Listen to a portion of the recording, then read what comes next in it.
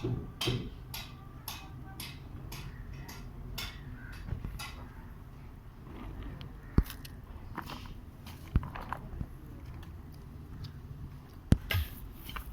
गरम कर दिया इसने।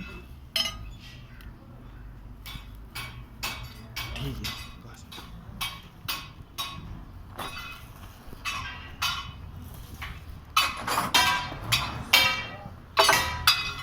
देखिए साड़ियाँ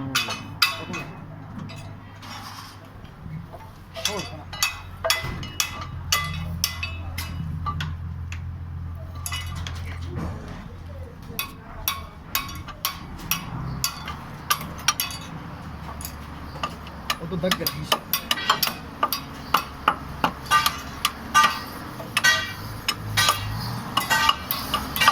ताकि वहाँ से कपड़ा मारा